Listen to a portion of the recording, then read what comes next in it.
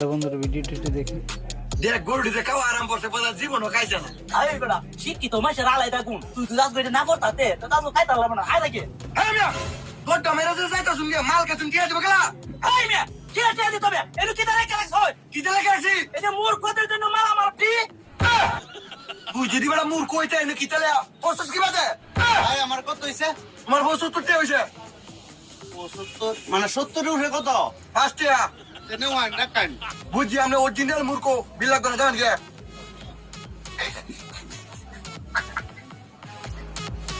আরে বিল্লাহ ভাই আমার তো নাই কে নাই না কারো আমি আইতাছি